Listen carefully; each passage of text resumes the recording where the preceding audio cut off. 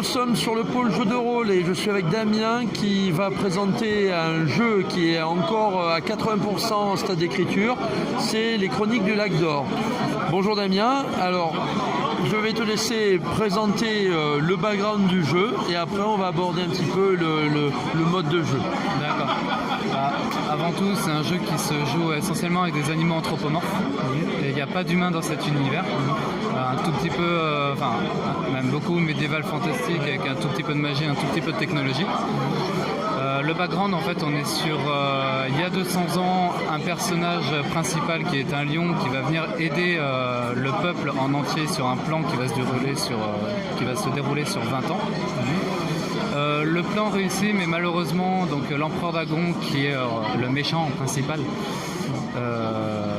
va se faire battre en gros, mais ils vont tous les deux, donc ce prince lion et l'empereur dragon, ils vont tous les deux disparaître dans le lac d'or, d'où le nom du jeu. Là on est 200 ans plus tard, où on est sur un pays qui est unifié et civilisé. Malheureusement, il y a un événement qui va faire que les deux premières entités qu'on a citées vont ressurgir et du coup tous les ennuis avec. Donc on va incarner des animaux parfaitement normaux, avec des métiers normaux et qui vont devoir sortir complètement de leur zone de confort. D'accord. Voilà. Le système de jeu, c'est un système qui utilise des dessins, c'est ça? Oui, c'est ça, un système de dessin. On reste sur quelque chose de très classique. En fait, on veut cibler un maximum de public, passant depuis les jeunes jusqu'aux joueurs expérimentés. D'accord. Donc ça veut dire que les fiches de personnages vont être relativement simples par rapport à ce que l'on peut voir dans certains jeux de rôle où c'est beaucoup plus complexe, on va dire. Oui, si le joueur décide de créer un background de folie, il le peut. C'est vrai qu'au début, quand on a un joueur qui n'est pas expérimenté, on va pas forcément d'abord penser background, on va penser caractère. Comment est-ce qu'on va le jouer? Est-ce qu'on va le jouer même avec un accent jusque-là? Là, on fait vraiment ce qu'on veut. Et le MJ aussi, donc le maître du jeu, a une complète liberté de scénario, on peut faire absolument tout ce qu'on veut. Le but, c'est de ne pas poser de limites. D'accord. Là, on peut jouer n'importe quel type d'animal, c'est ça? Oui, bien sûr. En fait, en partant de la souris, on évite les insectes parce que je ne sais pas trop comment faire jouer un insecte. Mais en partant de la souris jusqu'au loup, l'ours, la girafe, si on veut, l'éléphant. N'importe quel mammifère fait l'affaire. Tous les animaux, mammifères, reptiles, tout, même les poissons, des fois on y arrive. Eux aussi sont anthropomorphisés. Ouais, voilà, c'est comme les morses. On va plus cibler les morses. C'est vrai que tout ce qui est poissons, les sardines et les baleines, c'est très compliqué à faire jouer. On essaie de rester dans une limite que l'humain peut imaginer. D'accord. Est-ce que tu peux montrer à quoi ça peut ressembler, par exemple, quelques personnages? Bien sûr.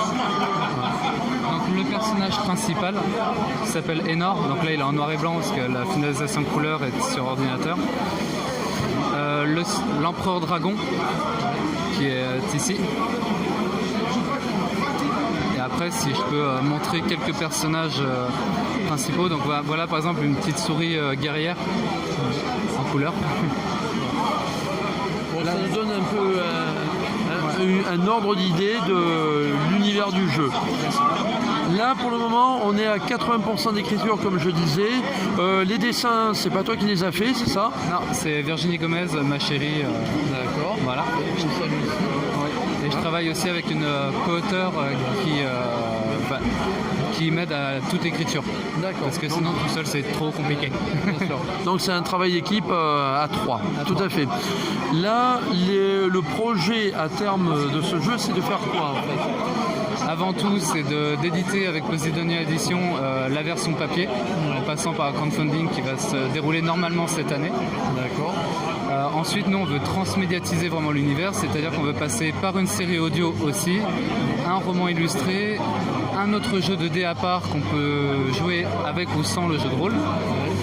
Et aussi, on fait des vidéos explicatives sur YouTube qui permettent d'expliquer très rapidement les règles et ça évite de lire l'entièreté du bouquin quand on n'a pas beaucoup de temps. Donc on veut vraiment maximiser la simplicité de l'immersion.